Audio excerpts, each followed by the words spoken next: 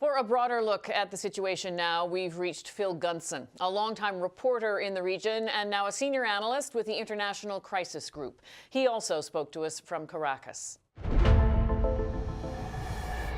You recently described the situation in Venezuela as being finely balanced.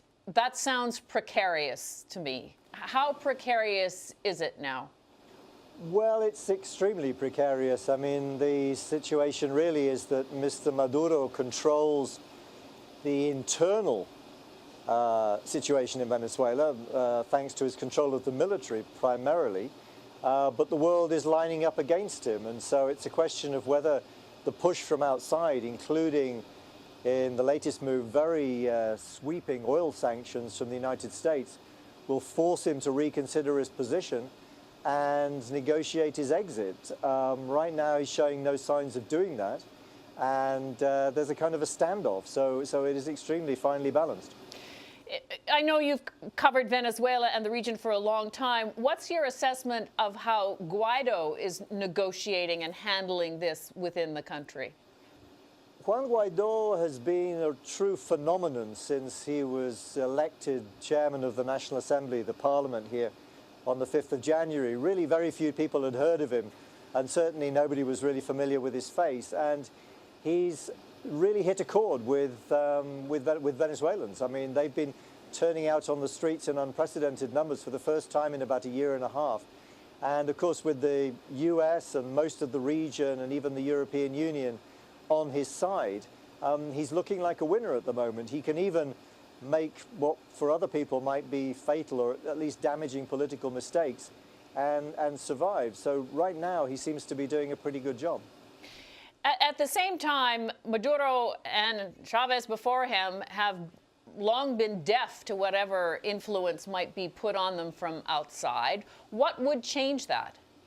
It's true they have, but Chavez never faced anything like this. In Chavez's era, most of the governments in the hemisphere were sympathetic to him or at least were prepared to go along with what was going on here in exchange for a bit of free oil.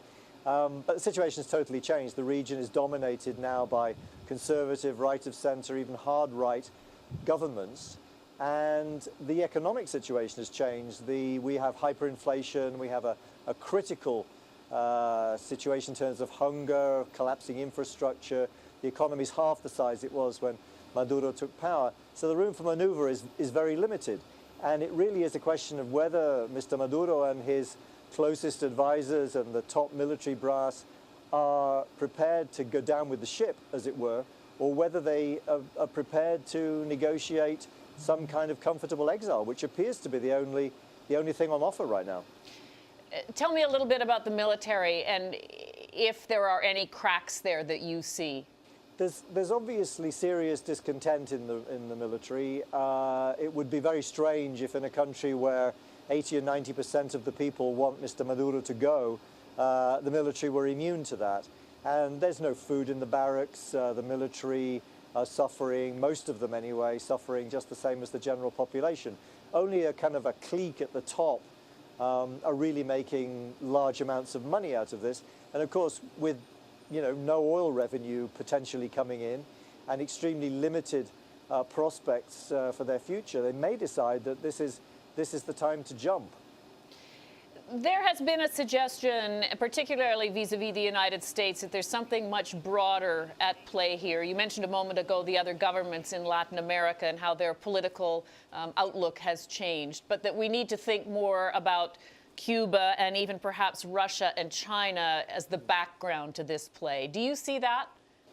This is very definitely part of the geopolitical chess game going on in the world at the moment. You've got the Russians and the Chinese, for that matter, the Turkish government, Iran, lined up on the side of Mr. Maduro, and most Western democracies on the other side. And there is a sense, certainly, that this is not just about Venezuela. In the first instance, it's about the rest of the region, because Venezuela's economic and social crisis has been driving literally millions of people to leave the country. So neighbors like Colombia in particular, but also Peru, Ecuador, and other countries in South America and Central America and the Caribbean have been receiving huge numbers of migrants, which is destabilizing for them. So they need a quick solution. The Russians and the Chinese are not necessarily ideological allies of Mr. Maduro, of course, but they're owed a lot of money. They have investments here. And at least in the case of the Russians, I think it's useful for Vladimir Putin to be able to point to Venezuela as a Western Hemisphere ally, so that Russia, to some extent, has a footprint in the US backyard. Given that kind of backdrop, Canada is hosting a meeting of the Lima Group on Monday.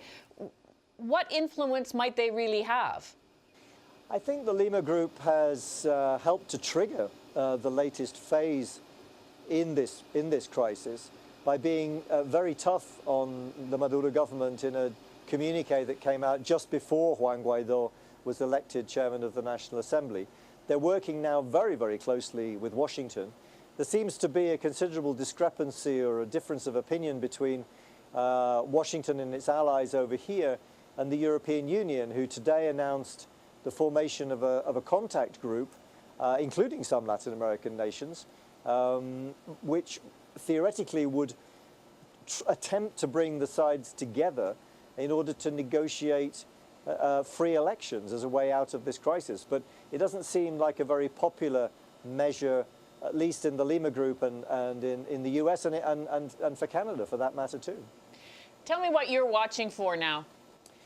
I think, well, clearly we're watching for a potential split in the regime. We don't have any clear evidence that that is imminent, but of course things may be going on behind the scenes that we're not entirely clear about. We're also waiting for the next move from the US and its closest allies here. One likely move is to place humanitarian aid on the border just outside Venezuela and essentially challenge the government and the military to let it in. That would be, again, upping the stakes in what is really a very high stakes gamble, because if this doesn't pay off, and with the oil sanctions, due to kick in before too long, the problem is that if it's not fixed, in other words, if this doesn't work in the very near future, the humanitarian crisis will get much worse. With that, the migration crisis, and I think the pressure might increase on Washington to provide potentially an even quicker but much more violent solution in the form of some kind of military intervention. That doesn't look imminent, but it is potentially a danger if, as I say, this gamble that Maduro is going to cave or his regime is going to split under such pressure doesn't pay off. Thank you very much for your expertise on this. Thank you.